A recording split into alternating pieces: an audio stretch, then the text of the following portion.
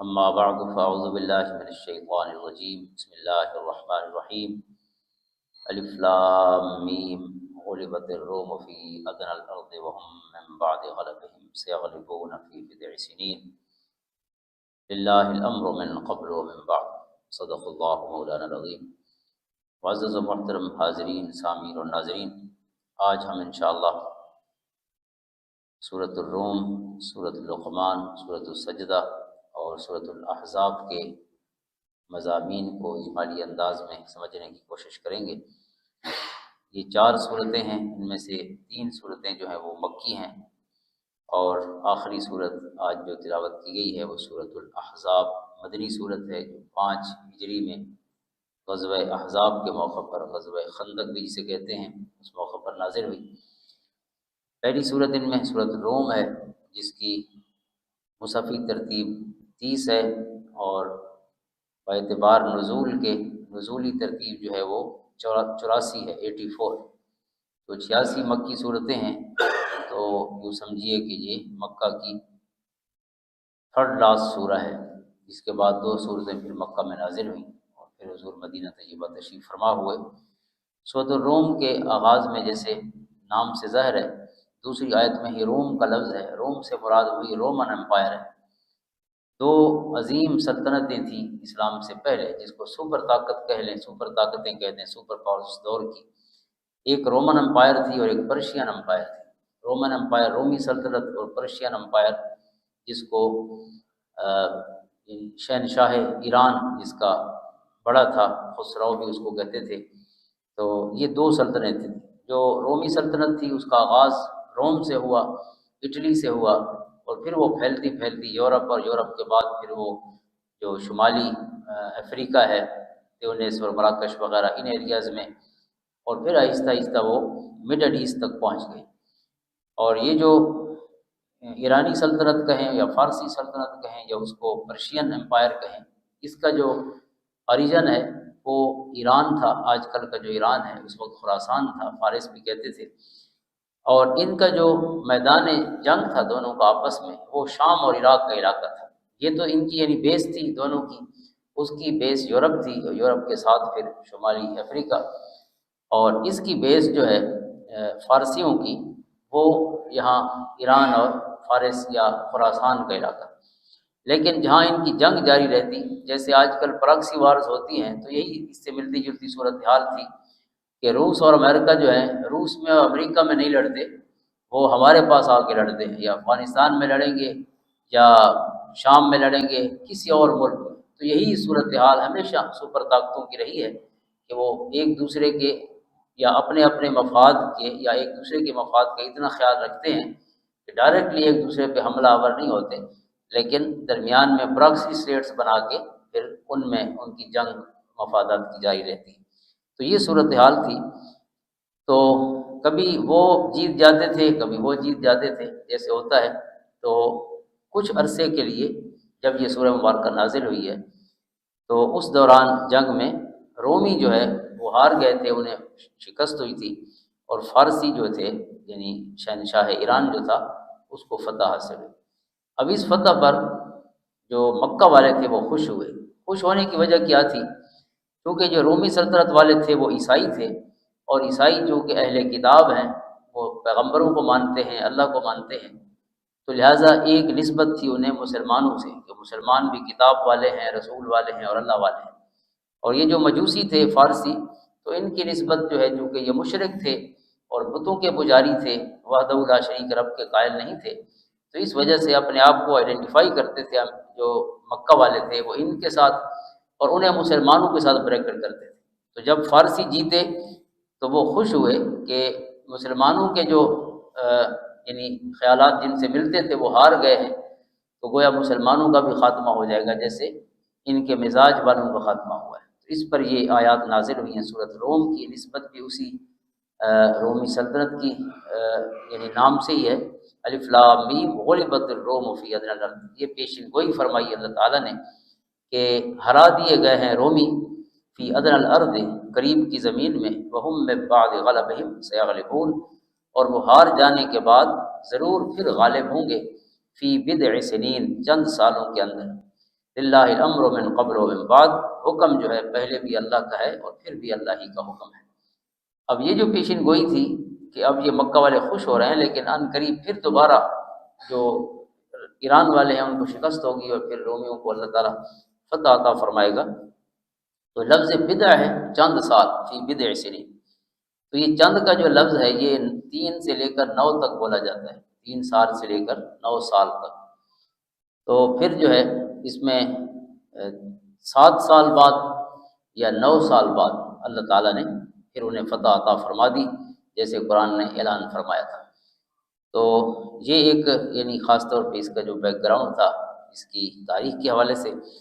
اور یہ جو رومن اور پرشین امپائرز ہیں ان کا جو ایج ہے یا جو عرصہ ہے تقریباً 1000 سال ہے، 300 قبل مسیح سے 700 عیسوی تک، یعنی اسلام کے ظہور تک یہ آپس میں ان کی جنگیں ہوتی رہی مختلف اوقات میں، کبھی ایک جیت جاتا کبھی دوسرا، اور بالآخر اسلام نے ان دونوں کا خاتمہ کیا اور اللہ تعالیٰ نے اسلام کو پورا غلبہ عطا فرمایا۔ خصوصاً حضور علیہ السلام کی جو آپ کے حیات ظاہری میں 2 جنگیں ہیں وہ انہی کے خلاف ہیں، ایک جنگ موتا جو 8 ہجری میں ہوئی، اور آخری حضور علیہ السلام کا غزوہ جو ہے غزوہ تبوک، وہ بھی رومیوں کے خلاف تھا۔ تو اس سے مسلمانوں کی جو پیش قدمی ہے عرب سے باہر کی طرف وہ شروع ہوئی، اور پھر خلفائے راشدین کے زمانے میں اللہ تعالیٰ نے اسلام کو پھر براعظم یورپ تک پہنچا، براعظم افریقہ تک پہنچا دیا، ایشیا کے مختلف حصوں تک پہنچا دیا، یہاں تک کہ روس کی سرحدوں تک حضرت عثمان غنی کے دور میں یہ آرمینیا اور آذربائیجان یہاں تک اسلام کا جھنڈا ان کے زمانے میں ہی لہرا رہا تھا۔ تو اس سورہ مبارکہ میں جو دیگر مضامین ہیں وہ مکی صورتوں کے جو غالب موضوعات ہیں، توحید، رسالت اور یوم آخر، اور پھر اس میں ویری کرتا ہے کہ کبھی توحید پر زیادہ فوکس ہوتا ہے، کبھی رسالت پر، اور کبھی قیامت کے ذکر پر، اور کبھی قرآن کریم کی عظمت و شان اور اعجاز پر۔ تو یہاں توحید پر جو دلائل ہیں اس پر فوکس ہے اس سورہ مبارکہ میں، اور تذکیر بآلاء اللہ جو 5 علوم ہیں قرآن کے، ان میں سے یہ علم غالب ہے کہ اللہ تعالیٰ نے کائنات میں بکھری ہوئی انسان کے وجود کے اندر موجود اپنی جو نشانیاں ہیں، اللہ تعالیٰ کی قدرت کے جو دلائل ہیں ان کو بیان فرمایا ہے، اور ان آیتوں میں خصوصاً دوسرے اور تیسرے رکوع میں اللہ تعالیٰ کے جو عظیم دلائل اس کے وجود پر بیان فرمائے گئے ہیں، ان کا خلاصہ یہ ہے کہ اللہ تعالیٰ زندہ کو مردہ سے اور مردہ کو زندہ سے پیدا فرماتا ہے، اللہ تعالیٰ بنجر زمین کو قابل کاشت بناتا ہے، انسان کو اس نے مٹی سے پیدا کیا، انسان کا پھر اس نے اسی قسم کا جوڑا بنایا میاں بیوی کی صورت میں، اور آپس میں محبت اور الفت ڈالی۔ پھر آسمانوں اور زمین کا بنانا یہ اللہ تعالیٰ کی قدرت کا ایک عظیم شاہکار ہے اور دلیل ہے۔ پھر رات دن کا بنانا، رات کے بعد دن اور دن کے بعد رات کا آنا، دن کو روزی کی تلاش کے لیے، رات کو نیند کے لیے اس نے پیدا فرمایا، آسمان سے بارش برسانا، زمین و آسمان کو اپنے حکم سے کھڑا کرنا، یہ اللہ تعالیٰ نے نشانیاں بیان فرمائیں۔ اور نشانیوں کے ذکر سے پہلے بھی اور بعد میں بھی ایک آیت کریمہ ہے، شروع میں ہے اللہ یبدأ الخلق ثم یعید، اللہ تعالیٰ ہی ابتدا کرتا ہے تخلیق کی، اور پھر اسے فنا کرنے کے بعد دوبارہ بھی وہی اس کو تعمیر فرمائے گا اور تخلیق فرمائے گا۔ اور آخر میں فرمایا وَهُوَ الَّذِي يَبْدَأُ الْخَلْقَ ثُمَّ يُعِيدُهُ، وہی اللہ ہے کہ جو تخلیق کی ابتدا فرماتا ہے، اور جو ایک دفعہ بنا سکتا ہے وہ بار بار بھی بنا سکتا ہے۔ یہ دراصل جواب ہے کفار کے ایک بہت بڑے اعتراض کا جو کئی دفعہ دہرایا گیا قرآن کریم میں بھی، ایک دفعہ سورۃ یاسین میں، کہ وہ کہتے ہیں کہ من یحیی العظام وہی رمیم، آپ کہتے ہیں ہم مرنے کے بعد پھر ایک دن کھڑے ہوں گے اور پھر سوالوں کے جواب دیں گے، تو جب ہم مٹی کے ساتھ مٹی بن چکے ہوں گے، ختم ہو چکے ہوں گے، تو دوبارہ ہمیں کون بنائے گا؟ تو وہاں بھی ان کو جواب دیا گیا، اور یہاں بھی وہ جواب ہے قل یحییھا الذی انشأھا اول مرہ، انہیں فرمائیے کہ جس نے پہلی دفعہ بنایا تھا وہی دوسری دفعہ بھی بنائے گا۔ تو آپ اتنے پریشان کیوں ہیں؟ جس نے پہلی دفعہ کائنات کو بغیر کسی نمونے اور سیمپل اور ڈائی کے بنا دیا ہے، تو اب اور کچھ نہیں، تو مٹی تو موجود ہے نا، اسی وجود کی جو مٹی ہو گیا ہے، جس نے پہلی دفعہ بنایا ہے وہی یبدأ الخلق ثم یعید، بار بار بھی وہی تخلیق فرمائے گا۔ اور پھر کئی آیات ہیں جن میں اللہ تعالیٰ نے اپنے ان دلائل کی طرف توجہ مبذول فرمائی ہے۔ ان فی ذلک لآیات لقوم یتفکرون، اس میں نشانیاں ہیں ان کے لیے جو سوچتے ہیں، فکر کرتے ہیں۔ پھر فرمایا ان فی ذلک لآیات للعالمین، ان میں علم والوں کے لیے نشانیاں ہیں۔ پھر فرمایا ان فی ذلک لآیات لقوم یسمعون، اس میں بلا شبہ نشانیاں ہیں ان کے لیے جو غور سے سنتے ہیں۔ ان فی ذلک لآیات لقوم یعقلون، اس میں نشانیاں ہیں ان کے لیے جو عقل رکھتے ہیں۔ اور پھر آگے چل کے ایک آیت کریمہ ہے، اس کے آخر میں ہے ان فی ذلک لآیات لقوم یؤمنون، اس میں نشانی ہے ان کے لیے جو ایمان لے آئے۔ یعنی اللہ تعالیٰ نے چونکہ نشانیاں بیان فرمائی ہیں وجود کے اندر بھی اور باہر بھی، یعنی جو انٹرنل ورلڈ ہے یا ایکسٹرنل ورلڈ ہے، تو پھر ساتھ ساتھ اس کی طرف توجہ بھی مبذول فرمائی۔ اور آگے پھر آیات میں اللہ تعالیٰ کی نشانیوں کا ذکر ہے، خصوصاً یہ آیت کریمہ وَمِنْ آیاتِهِ أَن يُرْسِلَ الرِّيَاحَ مُبَشِّرَاتٍ وَلِيُذِيقَكُم مِّن رَّحْمَتِهِ، اللہ کی قدرت کی نشانیوں میں سے ایک یہ ہے کہ وہ بھیجتا ہے ہواؤں کو بارش کا مجدہ سناتے ہوئے، یعنی بادلوں کو اپنے کندھوں پر اٹھا کے ہوائیں آتی ہیں، وَلِيُذِيقَكُم مِّن رَّحْمَتِهِ، اور اللہ تعالیٰ ان سے تمہیں اپنی رحمت کا ذائقہ چکھاتا ہے۔ یہ اللہ کی رحمت ہے جو بارش ہے، جس کو مائع طہور کہا گیا ہے سورۃ فرقان میں۔ اللہ تعالیٰ اس سے پاک پانی برساتا ہے، تو بارش کے پانی کو اللہ تعالیٰ نے پاک فرمایا ہے، تو یہ پاک پانی جو اترتا ہے یہ اس کی رحمت کی نشانیاں ہیں۔ پھر آگے فرمایا اللہ الذی یرسل الرياح فتثیر سحابا فیبسطه فی السماء کیف یشاء ویجعلہ کسفا فتری الودق یخرج من خلالہ، اللہ تعالیٰ وہی ہے جو بھیجتا ہے ہواؤں کو، بس وہ اٹھاتی ہیں بادل کو، یعنی اٹھائے پھرتی ہیں ان کتنے ہیوی، آپ دیکھیں کتنے کیوسک پانی ہوتا ہوگا ایک ایک بادل میں، تو ان بھاری بادلوں کو ہوائیں اٹھائے پھرتی ہیں، بس اللہ تعالیٰ پھیلا دیتا ہے اسے آسمان پر جس طرح چاہتا ہے، پھر وہ بادل پھیل جاتا ہے جہاں جہاں اللہ تعالیٰ اسے پہنچانا چاہتا ہے۔ وَيَجْعَلُهُ كِسَفًا، اور کر دیتا ہے اللہ تعالیٰ اسے ٹکڑے ٹکڑے، فَتَرَى الْوَدْقَ يَخْرُجُ مِنْ خِلَالِهِ، اور پھر اے مخاطب تو دیکھتا ہے بارش کو کہ ٹپکنے لگتی ہے ان بادلوں سے۔ تو یہ اللہ تعالیٰ کی قدرت کی نشانیاں ہے۔ انہی نشانیوں میں سے خود انسان کا وجود ہے۔ اللہ الذی خلقکم من ضعف ثم جعل من بعد ضعف قوة ثم جعل من بعد قوة ضعفا وشیبہ، کہ اللہ تعالیٰ ہی ہے کہ جو انسان کو کمزور پیدا فرماتا ہے اور پھر اس کو طاقتور بنا دیتا ہے، جوان ہو جاتا ہے، طاقتور ہو جاتا ہے، اور پھر ثم جعل من بعد قوت ضعفا وشیبہ، اور پھر اس طاقت کے بعد پھر اس کی کمزوری اور بڑھاپا آ جاتا ہے۔ تو یہ سائیکل ہے انسانی زندگی کا، ہیومن لائف کا سائیکل ہے، پہلے کمزور، پھر چند سال طاقت اور جوانی کے، اور پھر کمزوری اور بڑھاپا۔ تو یہی حضرت آدم علیہ السلام سے لے کر یہی اس کا قانون قدرت ہے، یخلق ما یشاء وهو العلیم القدیر۔ اور پھر قیامت جو ایک اہم موضوع ہوتا ہے مکی صورتوں کا، ان میں سے یہ آیت اہم ہے، وَيَوْمَ تَقُومُ السَّاعَةُ يُقْسِمُ الْمُجْرِمُونَ مَا لَبِثُوا غَيْرَ سَاعَةٍ، کہ جس روز قیامت قائم ہوگی تو مجرم قسمیں اٹھا کے کہیں گے کہ ہم تو بس ایک گھڑی بھری دنیا میں رہے تھے، یعنی اتنی مختصر لگے گی دنیا کی زندگی جب اللہ کے ہاں مدہ کھڑا ہوگا، کہ مجرم کہیں گے قسم اٹھا کر کہ ہم نے سال وال نہیں گزارے، ہم نے تو ایک لمحہ گزارا ہے۔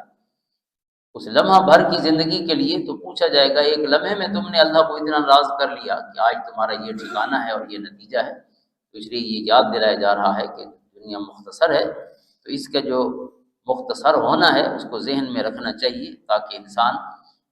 وہ جو نالائکیاں ہیں ان سے بچ سکے اور اپنے لمحات کو اللہ کی اطاعت میں اور اپنے فائدے میں گزار سکے۔ اگلی سورہ مبارکہ سورۃ لقمان ہے، جیسے اس کے نام سے ظاہر ہے، یہ حضرت لقمان، حکیم لقمان ایک بزرگ ہستی تھے، اللہ کے پیارے بندے تھے، حکمت والے تھے، وزڈم اللہ نے عطا فرمائی تھی۔ یہ نبی نہیں تھے، اللہ کے ولی تھے، اللہ کے پیارے بندے تھے۔ وَلَقَدْ آتَيْنَا لُقْمَانَ الْحِكْمَةَ أَنِ اشْكُرْ لِلَّهِ، جس کا ذکر خیر دوسرے رکوع میں ہے، اور سورت بھی انہی کے نام سے منسوب ہے۔ شروع میں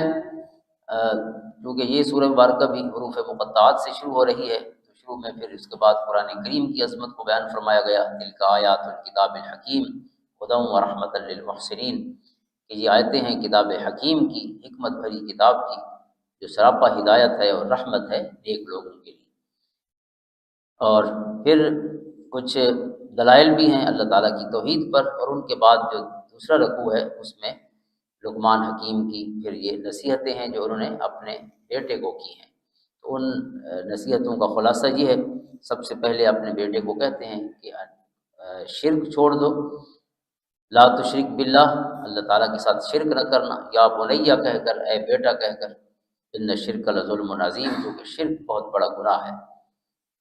پھر ماں باپ کے ساتھ نیکی کا حکم ہے، یہ اللہ تعالیٰ نے دیا ہے درمیان میں، باپ بیٹے کی گفتگو کو روک کر اللہ نے درمیان میں والدین کے ساتھ حسن سلوک کا حکم دیا ہے۔ اور پھر والد کی گفتگو شروع ہوتی ہے تو والد اپنے بیٹے سے کہتا ہے کہ بیٹا چھوٹے بڑے سب گناہوں سے بچنا، کیونکہ گناہ چھوٹا بھی ہو تو وہ کہیں غائب نہیں ہو سکتا کہ آپ کہیں کہ یہ گم ہو جائے گا اور اللہ کو پتہ نہیں چلے گا۔ اگر وہ آسمان میں ہوا، زمین میں ہوا، پتھر کے اندر بھی ہوا تو یأتی بہ اللہ، اللہ اس کو سامنے لا کے رکھ دے گا، کیونکہ وہ باریک سے باریک چیز سے بھی باخبر ذات ہے، ان اللہ لطیف خبیر۔ پھر فرمایا بیٹا نماز قائم کرتے رہنا، نیکی کا حکم دیتے رہنا، برائی سے روکتے رہنا اور صبر کرتے رہنا۔ پھر کہا لا تصاعر خدک للناس، بیٹا لوگوں سے تکبر سے چہرہ پھیر نہ لینا، یہ اچھے ہیں یا برے لوگ ہیں، اللہ نے ان کو بنایا ہے اور تم نے انہی کے ساتھ رہنا ہے، یہ نہیں کہ یہ بھی برا ہے اور وہ بھی برا ہے اور ایک ایک کو چھوڑتے جانا۔ انہی اچھے بروں سب کے ساتھ گزارا کرنا ہی اللہ کی قدرت کا حصہ ہے، اس کے ہاں مطلوب ہے، لہٰذا جو زیادہ برا ہو تو آپ اس کے ساتھ زیادہ اچھا ہو جانا، تو وہ ٹھیک ہو جائے گا، معاملہ نارمل ہو جائے گا۔ پھر کہا کہ اکڑ کے نہ چلنا، لا تمشی فی الارض مرحا، پھر کہا رفتار میانہ رکھنا، اللہ تعالیٰ کو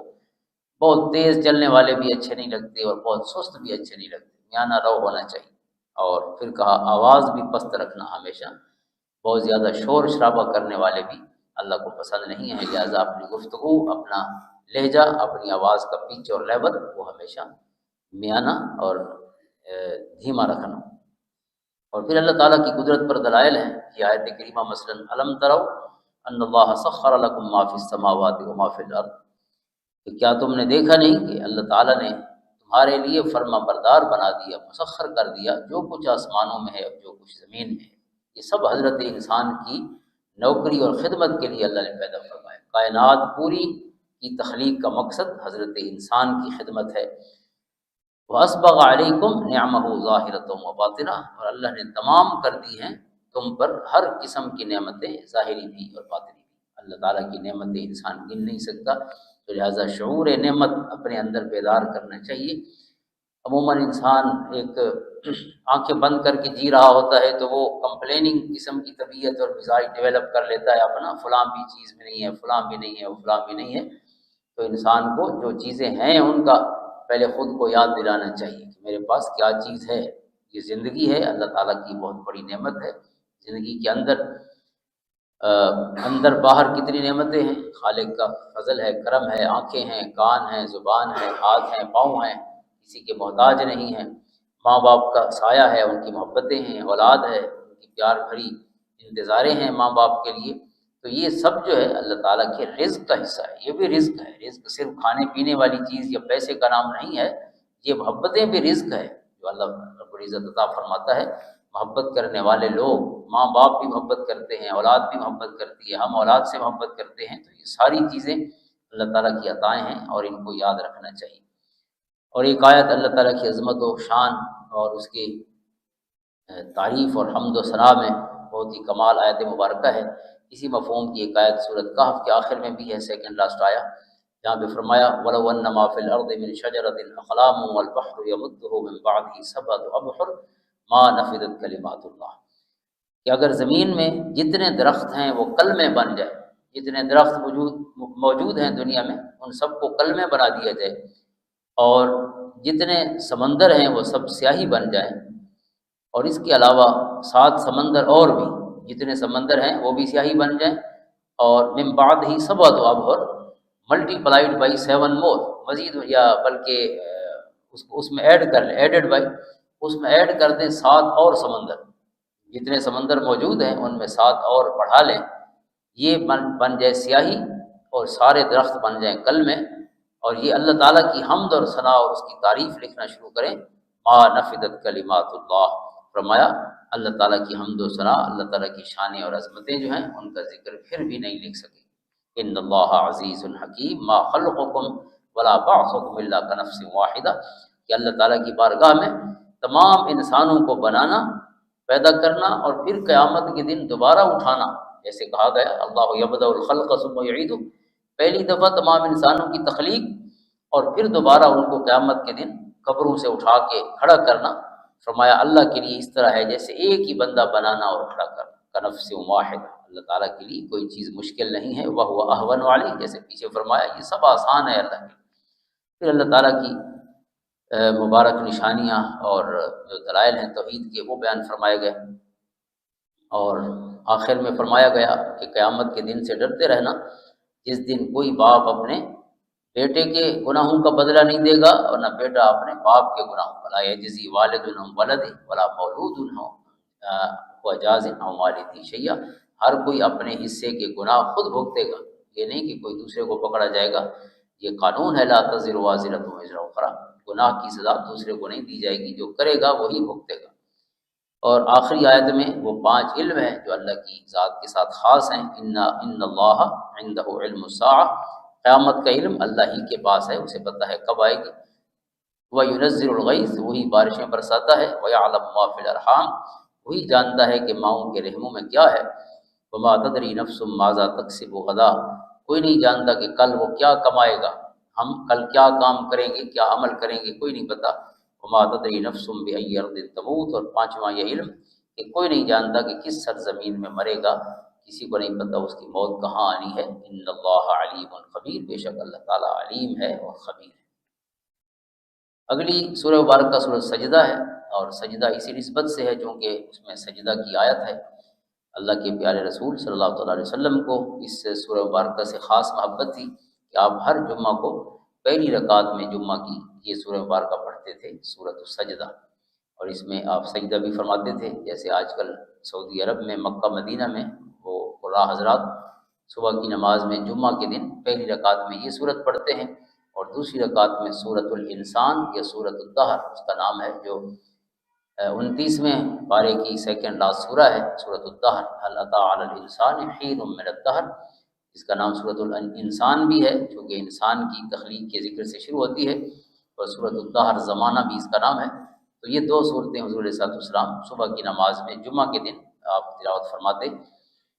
تو کبھی پڑھ بھی لینی چاہیے اور کبھی سن بھی لینی چاہیے۔ 3 رکوعوں پر مشتمل یہ پہلی صورت ہے، دوسری 2 رکوعوں پر مشتمل ہے، تو اگر حدر میں قاری صاحب پڑھیں تو کوئی زیادہ وقت بھی نہیں لگتا۔ تو یہ سورہ مبارکہ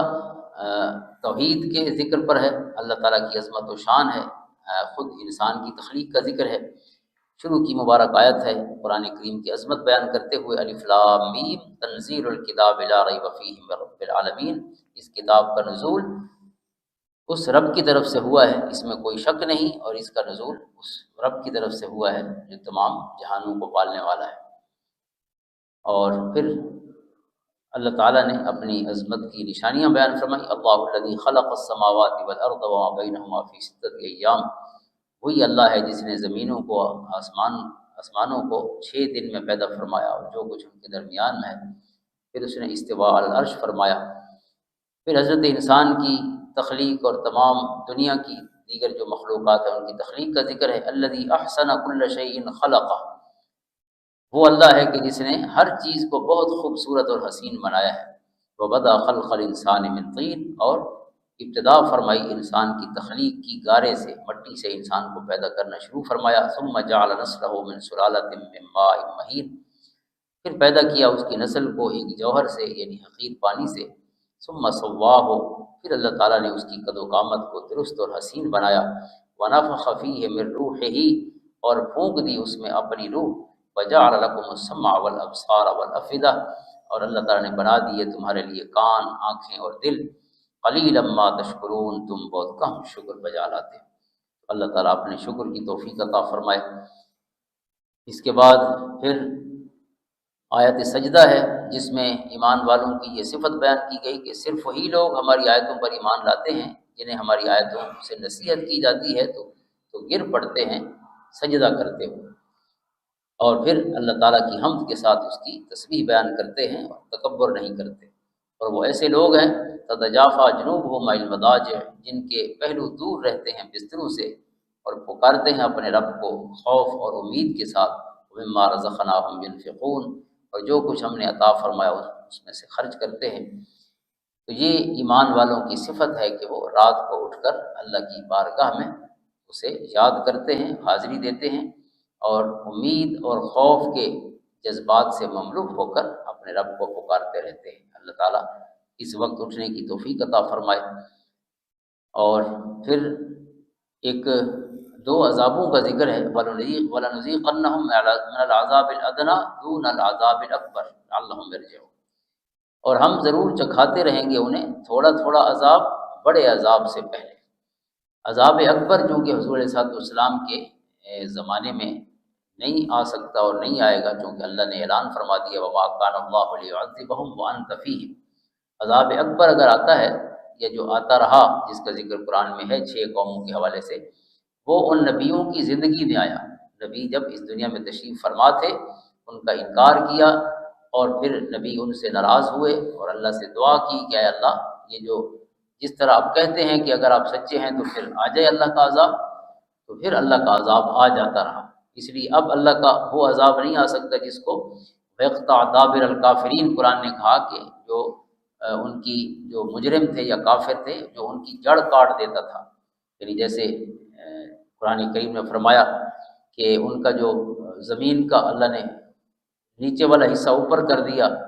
اور جو اوپر والا تھا نیچے کر دیا، یا تیز بارشیں یا پتھروں کی بارشیں، تو یہ عذاب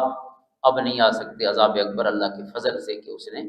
اس سے حضور علیہ السلام کی امت کو اور ہمارے زمانے کو محفوظ فرمایا ہے۔ لیکن جو آ سکتا ہے اس کا ذکر ہے،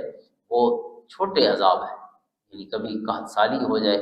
کبھی سیلاب کی کیفیت پیدا ہو جائے، کبھی زلزلے آ جائیں، یعنی پوری انسانیت تباہ نہیں ہوگی لیکن کچھ حصے متاثر ہو سکتے ہیں۔ یہ اس کو تنبیہ کہتے ہیں، عذاب کا لفظ اس کے لیے نہیں بولا جاتا، لیکن قرآن نے اس کو عذاب ادنا کہا۔ عذاب ادنا اس حد تک اس کو کہا جا سکتا ہے، لیکن جس کو ہم عذاب کہتے ہیں عموماً جو پچھلی قوموں پہ آیا، اللہ نے اس سے ہمیں محفوظ فرمایا، لیکن یہ کیفیات پیدا ہو سکتی ہیں۔ اللہ تعالیٰ اس سے بھی امان عطا فرمائے۔ اور آخری صورت آج کی ہماری یہ مدنی صورت ہے، سورۃ الاحزاب۔ احزاب ویسے اس کو کہتے ہیں گروہ، حزب کی جمع ہے احزاب، کیونکہ وہ الائیڈ فورسز تھیں، وہ جو مسلمانوں کے خلاف جو حملہ کیا تھا پورا عرب، یہ جو احزاب ہے جنگ احزاب، پورا عرب الائیڈ فورسز تھی، پورا عرب مسلمانوں کے خلاف اکٹھا ہوا۔ شمال کی طرف سے یہود آئے اور جنوب کی طرف سے مدینہ کے یہ کفار مکہ آئے ابو سفیان کی سربراہی میں، اور مشرق سے بنو کنانہ اور بنو غطفان قبائل عرب، یا جو دیہاتی قبائل تھے عرب کے دیہاتوں میں رہنے والے صحرائی قبائل، تو انہوں نے وہ مشرق کی طرف سے آئے۔ اس طرح یہ پورے اکٹھے ہو کر مدینہ طیبہ پر حملہ آور ہونے کے لیے آئے اور اس کا محاصرہ کیا۔ حضور علیہ السلام نے صحابہ کرام سے مشورہ فرمایا، حضرت سلمان فارسی کے مشورے پر 3 طرف سے اللہ تعالیٰ نے مدینہ طیبہ کو قدرتی ایک رکاوٹ اور دفاع عطا فرمایا ہے پہاڑوں کی صورت میں۔ ایک طرف جو اوپن تھا، جس طرف سے یہ گروپ آ سکتے تھے، وہاں خندق کھودی گئی، اور اس خندق کھودنے میں بھی حضور علیہ السلام خود شامل تھے، اور یہ مہینہ بھر جو آپ حفاظت فرماتے رہے، غلام بھی جاگتے رہے اور پہرا دیتے رہے اس خندق کا۔ تو جس طرح غلاموں نے کام کیا، حضور علیہ السلام نے خود بھی ویسے کام کیا، بلکہ غلاموں سے بھی بڑھ کے کام کیا۔ تو اللہ تعالیٰ نے پھر مسلمانوں کو فتح عطا فرمائی، جس کا ذکر اس میں ہے کہ اللہ نے ان پر تیز آندھی مسلط کر دی۔ اذ جاءتکم جنود فارسلنا علیہم ریحا وجنودا لم تروها، دوسرے رکوع کا یہ آغاز ہے کہ اللہ نے ان پر وہ لشکر مسلط کر دیے جو تم نہیں دیکھ رہے تھے، اور وہ آندھی مسلط کر دی، تیز آندھی چلی جس نے ان کے خیمے اکھاڑ دیے، ان کے مویشی سارے بھاگ گئے۔ تو بالآخر یہ 1 مہینہ باہر بیٹھنے کے بعد، مسلمانوں کا محاصرہ کرنے کے بعد، ناکام و نامراد سارا عرب واپس چلا گیا۔ اور یہ ایسا فیصلہ کن ایک معاملہ تھا۔ اس کے بعد مدینہ پہ پھر کوئی حملہ آور نہیں آیا، حضور کی طرف کوئی نہیں آیا۔ اس کے بعد اگر پتہ چلا کہ کہیں کوئی معاملہ ہو رہا ہے تو حضور خود وہاں پہنچے، یعنی کسی کو اس کے بعد پھر مدینہ طیبہ پر حملہ کرنے کی ضرورت نہیں ہوئی۔ یہ جو شکست تھی یہ بڑی فیصلہ کن شکست تھی، ڈیسائسو تھی۔ تو اللہ تعالیٰ نے اس کو بیان فرمایا، اور ساتھ ساتھ جو یعنی یہ غزوہ بنو احزاب کے فوراً بعد غزوہ بنو قریظہ ہوا۔ بنو قریظہ یہود کا قبیلہ تھا، 3 قبیلے جو مدینہ کے اندر آباد تھے ان میں سے ایک تھا۔ انہوں نے بھی مسلمانوں کے ساتھ مل کر دفاع کرنا تھا، جو ان کا اور مسلمانوں کا معاہدہ تھا، جس کو میثاق مدینہ کہتے ہیں، اس کی روشنی میں کہ جب بھی مدینہ پہ حملہ ہوگا تو ہم مل کر مدینہ کا دفاع کریں گے، ڈیفینڈ کریں گے۔ لیکن انہوں نے بجائے دفاع کرنے کے مسلمانوں کے خلاف سازش کی اور کفار کے ساتھ مل گئے۔ یہ سازش پکڑی گئی، اور جیسے ہی یہ غزوہ ختم ہوا تو اللہ کی طرف سے حکم آیا کہ اب فوراً بنو قریظہ پر حملہ کیجیے اور ان کا محاصرہ کیجیے۔ تو پھر حضور صلی اللہ علیہ وسلم نے اپنے صحابہ کو حکم دیا کہ بنو قریظہ پہ حملہ کرنا ہے، لہٰذا پھر بنو قریظہ پہ حملہ ہوا، اور اس طرح اللہ نے انہیں بھی رسوا فرمایا۔ تو یہ یعنی احزاب کی نسبت کی وجہ سے سورہ مبارکہ کا نام ہے، اور پھر اس میں منافقین کا ذکر بھی کثرت کے ساتھ ہے، کیونکہ منافق ہمیشہ ہر جنگ سے بھاگتے تھے اور الٹا مسلمانوں کے خلاف جو ہے وہ سازشیں کرتے تھے۔ اس میں یہ منافقین کا قول بیان کیا گیا، وَإِذْ يَقُولُ الْمُنَافِقُونَ وَالَّذِينَ فِي قُلُوبِهِم مَّرَضٌ مَّا وَعَدَنَا اللَّهُ وَرَسُولُهُ إِلَّا غُرُورًا، کہ جب یہ جنگ شروع ہوئی تو منافق اور جن کے دلوں میں روگ ہے اور مرض ہے وہ کہنے لگے کہ اللہ تعالیٰ نے اور اس کے رسول نے نعوذ باللہ ہم سے جھوٹا وعدہ کیا تھا، نعوذ باللہ ہم سے جھوٹ بولا تھا کہ ہمیں کامیابی حاصل ہوئی تھی۔ جبکہ مسلمانوں کا قول یہ تھا جو آگے بیان ہوا ہے کہ وہ پکار اٹھے، وَلَمَّا رَأَى الْمُؤْمِنُونَ الْأَحْزَابَ قَالُوا هَٰذَا مَا وَعَدَنَا اللَّهُ وَرَسُولُهُ وَصَدَقَ اللَّهُ وَرَسُولُهُ وَمَا زَادَهُمْ إِلَّا إِيمَانًا وَتَسْلِيمًا۔ ایمان والوں نے کہا کہ اللہ اور اس کے رسول کا سچا وعدہ ہے، ان کے ایمان میں اور ان کے جذبہ تسلیم میں اور اضافہ ہو گیا، جبکہ منافقین نعوذ باللہ اس کو اللہ اور اس کے رسول کا دھوکہ قرار دینے لگے۔ تو یہی ان کا جو ہر معاملے میں انداز ہوتا تھا اس کو قرآن کریم میں بیان فرمایا۔ اور اس سورہ مبارکہ میں حضور علیہ الصلوۃ والسلام کی عظمت و شان بیان کرنے والی جو آیات ہیں وہ بھی کافی ساری ہیں۔ ایک تو اہم آیت ہے النبی اولیٰ بالمؤمنین من انفسہم، کہ نبی کریم صلی اللہ تعالیٰ علیہ وسلم لوگوں کی جانوں سے بھی زیادہ ان کے قریب ہیں یا ان کی ذات پر متصرف ہے۔ جتنا اختیار ایک مومن کو خود اپنی جان پر ہے، اس سے زیادہ حضور علیہ الصلوۃ والسلام کو اختیار ہے اس کی جان پر، کہ آپ جو حکم فرمائیں وہ ویسے جیے۔ ہمیں کامل اطاعت اللہ کے رسول صلی اللہ علیہ وسلم کی، تو حضور اولیٰ ہیں، یعنی ہماری جانوں کے مالک ہیں۔ حضور جیسے چاہیں ہمیں ویسے حکم فرمائیں، اور ہم کلمہ پڑھنے کے بعد اس میثاق کی صورت میں پابند ہیں کہ ہم اللہ کے رسول کا حکم مانیں، کیونکہ اللہ کے رسول کا حکم ہی اللہ کا حکم ہے۔ من یطع الرسول فقد اطاع اللہ، اللہ کا حکم ہمیں براہ راست نہیں آئے گا، اللہ کے رسول کے ذریعے ہی پہنچا ہے، لہذا حضور کی اطاعت اللہ کی اطاعت ہے۔ اور وازواجہ امہاتہم، ان کی ازواج مطہرات وہ مومنوں کی مائیں ہیں، یعنی جیسے سگی ماں ہوتی ہے اس سے بھی بڑھ کے قدر اور عزت کے ساتھ حضور کی ازواج مطہرات کو دیکھنا چاہیے، جو کہ وہ ایمان والوں کی مائیں ہیں۔ اور پھر فرمایا لقد کان لکم فی رسول اللہ اسوۃ حسنہ، رسول اللہ صلی اللہ علیہ وسلم کی مبارک زندگی میں تمہارے لیے بہترین نمونہ ہے۔ لمن کان یرجو اللہ، اس شخص کے لیے بہترین نمونہ ہے کہ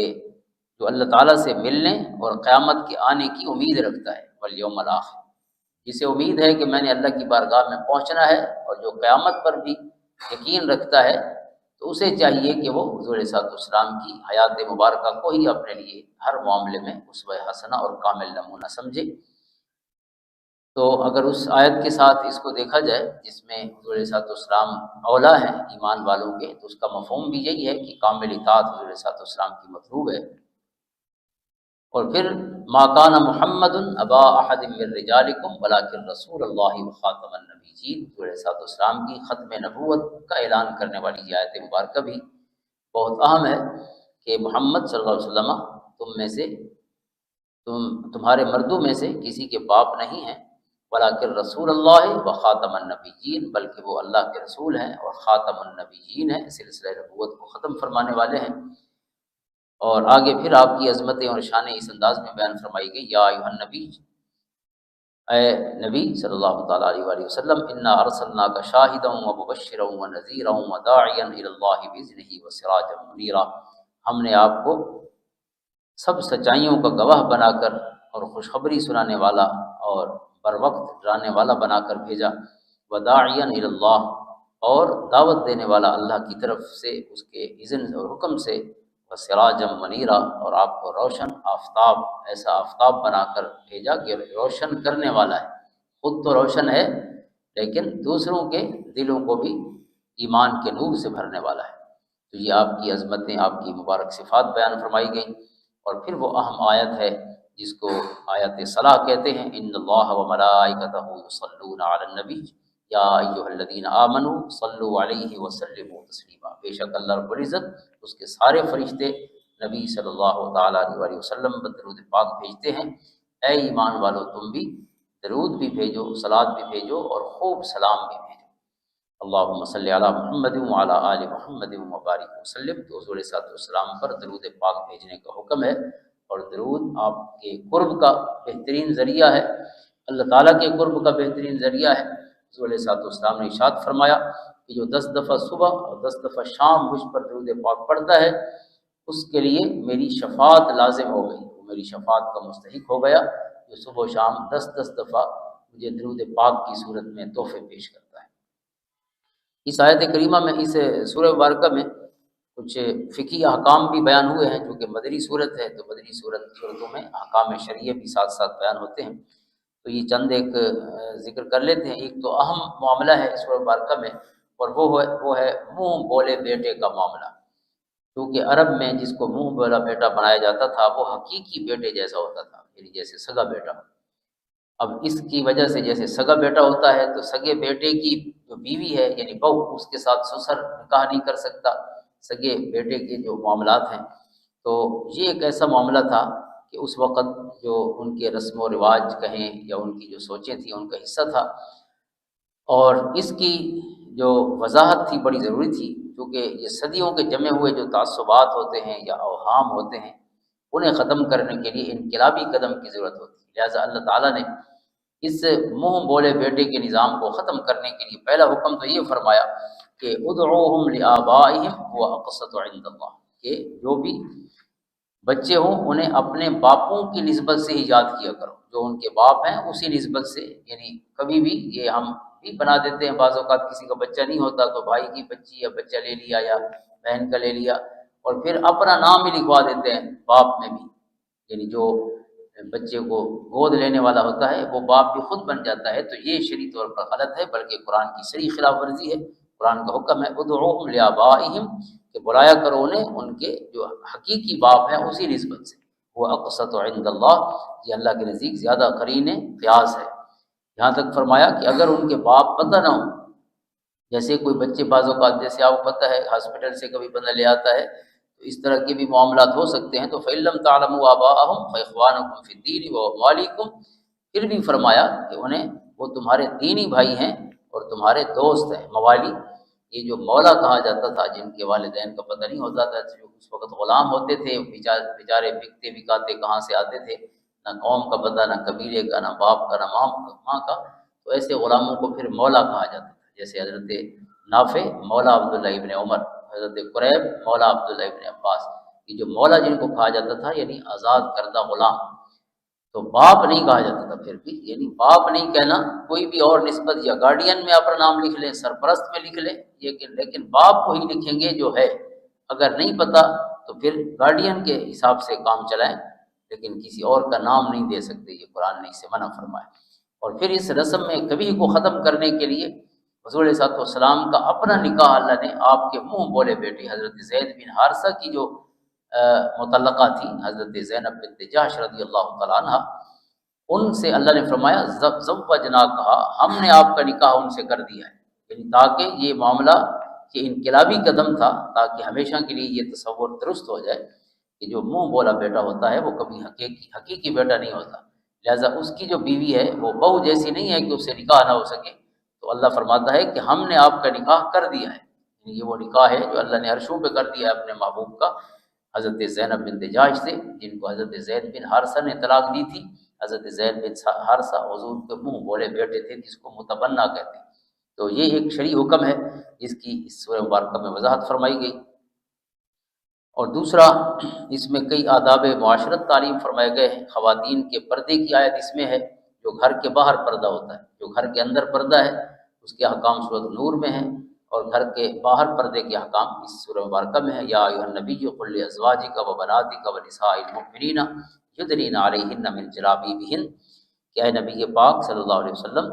فرما دیجئے اپنی ازواج مطہرات سے، اپنی صاحبزادیوں سے اور تمام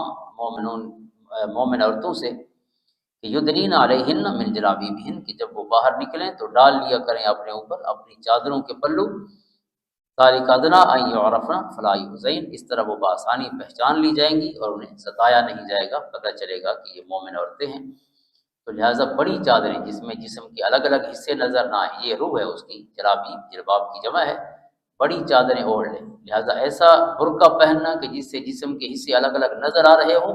تو وہ اس حکم پر عمل نہیں ہے۔ جو روح ہے اس کی کہ کنٹورز آف دا ہیومن باڈی، جو انسانی جسم کے اعضاء کے ابھار ہیں وہ نظر نہیں آنے چاہیے، یہ اصل پردہ ہے کہ چادر اس طرح لپیٹ لی جائے۔ تو اللہ تعالیٰ توفیق عطا فرمائے، یہ اہم حکم بھی سورہ مبارکہ میں ہے۔ اور پھر نکاح کے بعد ولیمے کا حکم بھی، ولیمہ بھی سنت ہے، اس سورہ مبارکہ میں اس کا ذکر ہے کہ حضور علیہ السلام نے حضرت زینب بنت جحش جن سے نکاح ہوا، حضور کی منہ بولے بیٹے کی جو مطلقہ تھی، تو آقا کریم علیہ السلام نے پھر اس کا ولیمہ فرمایا، اور ولیمے کے لیے حضور کے غلام جلدی آ گئے اور بعد میں دیر تک بیٹھے رہے، تو اللہ تعالیٰ نے ان کی بھی تربیت فرمائی، حضور علیہ السلام کی مجلس اور حضور کے گھر کے جو آداب ہیں، آداب مجلس نبوی یا بیت نبوی، یہ اللہ تعالیٰ نے خود قرآن میں تعلیم فرمایا۔ یہ اللہ رب العزت نے اپنے محبوب کو شان اور عظمت عطا فرمائی ہے کہ ان کے سامنے کیسے بیٹھنا ہے، حضور کے ساتھ کیسے چلنا ہے، آپ کے گھر میں کیسے آنا ہے، کب آنا ہے اور کب اٹھنا ہے، یہ آسمانوں سے اور عرش سے گویا یہ احکام اترے۔ تو صحابہ کو کہا گیا کہ ایک تو وقت پہ آیا کرو، وقت سے پہلے نہ آؤ، اور جب کھانا پک جائے تو اس وقت آؤ جب تیار ہو، اور کھانے کے بعد پھر بھی مت بیٹھا کرو، لا مستانسین الحدیث، گفتگو لمبی نہ کیا کرو، چونکہ یہ ہمارے محبوب کو تکلیف دیتی ہے، آپ کی اور مصروفیات ہوتی ہیں، اور ظاہر ہے گھر آئے کو کوئی کہہ بھی نہیں سکتا کہ چلے جاؤ، تو یہ آداب کے خلاف ہے۔ اللہ فرماتا ہے، آپ حیا فرماتے ہیں کہ کیسے کہیں کہ آپ چلے جاؤ، لیکن واللہ لا یستحیی من الحق، اللہ تعالیٰ حق بیان کرنے سے حیا نہیں فرماتا۔ لہٰذا یہ حکم بھی اترا ہے، اس میں ولیمے کا حکم بھی ہے، اور حضور علیہ السلام کے گھر کے آداب بھی بیان فرمائے گئے، اور زہار کا حکم بھی ہے۔ شروع کی آیتوں میں زہار کہتے ہیں کہ بیوی کو ماں جیسا کہنا، یہ ایک طلاق تھی زمانہ جاہلیت میں، اور قرآن کریم نے پھر اس کو ایک گناہ قرار دیا، اور اس کا کفارہ قسم کی صورت میں بھی ہے اور روزوں کی صورت میں بھی ہے، جو صورت ممتحنہ میں آگے ہم انشاءاللہ پڑھیں گے۔ اس زہار سے بھی منع فرمایا کہ مائیں وہی ہیں جنہیں تمہیں پیدا کیا ہے، بیوی کو ماں کہنے کی کوئی ضرورت نہیں، قرآن نے اس کی تردید فرمائی۔ اور پھر ایک اہم حکم حضور علیہ السلام کی ازواج مطہرات اور حضور کے اہل بیت اطہار کی عظمت و شان بیان فرمائی گئی ہے۔ انما یرید اللہ لیذھب عنکم الرجس اہل البیت ویطہرکم تطہیرا، اس میں جو کانٹیکسٹ ہے آیات کا، اس میں ازواج مطہرات کا مفہوم ہے، اور جو حضور علیہ السلام نے پھر مزید اس میں وضاحت فرمائی اپنی حدیث پاک کی صورت میں، حضور کے اہل بیت اطہار حضرت علی المرتضیٰ، حضرت فاطمہ الزہرا سلام اللہ علیہا، حضور کے شہزادے حضرت حسنین کریمین رضی اللہ عنہم اجمعین، وہ سب اس میں شامل ہیں کہ بے شک اللہ تعالیٰ یہی چاہتا ہے کہ تم سے دور کر دے ہر قسم کی پلیدی کو، اے نبی کے گھر والوں، وَيُطَهِّرَكُمْ تَطْهِيرًا، اور تم کو پوری طرح پاک اور صاف فرما دے۔ تو اللہ تعالیٰ نے یہ بہت بڑا ان پر فضل فرمایا اور انہیں عظمت عطا فرمائی کہ انہیں چادر تطہیر، پاکیزگی کی جو چادر ہے وہ عطا فرمائی اور طہارت کا وعدہ فرمایا۔ اور آخر میں سورہ مبارکہ کے ایمان والوں سے دو خطاب ہیں، ان میں سے ایک خطاب میں ہے یا ایھا الذین آمنوا اتقوا اللہ وقولوا قولا سدیدا، اے ایمان والو ہمیشہ سیدھی بات کیا کرو، یصلح لکم اعمالکم، اگر تم زبان سیدھی کر لو گے اللہ تمہارے سارے عمل سیدھے کر دے گا۔ تو زبان اگر بندہ کنٹرول کرے تو یہ اتنا بڑا اللہ کی بارگاہ میں مقبول عمل ہے۔ یصلح لکم اعمالکم، فرمایا تم زبان سچی اور سیدھی کرو، باقی تمام اعمال کی اصلاح اللہ خود فرمائے گا۔ وَيَغْفِرْ لَكُمْ ذُنُوبَكُمْ، اور اللہ تمہارے گناہوں کو معاف فرما دے گا۔ صرف زبان کی صداقت اتنا بڑا عمل ہے اللہ کی بارگاہ میں مقبول کہ زبان جس کی ٹھیک ہے اللہ باقی گناہ اپنے کرم سے معاف فرما دے گا۔ وَمَن يُطِعِ اللَّهَ وَرَسُولَهُ فَقَدْ فَازَ فَوْزًا عَظِيمًا، جس نے اللہ رب العزت اور اس کے رسول صلی اللہ علیہ وسلم کی اطاعت کی اس نے بہت بڑی کامیابی حاصل کر لی۔ اللہ تعالیٰ کامیابی کی اس راستے پر ہمیں چلنے کی توفیق عطا فرمائے۔ اللہم صلی علی محمد وعلی آلہ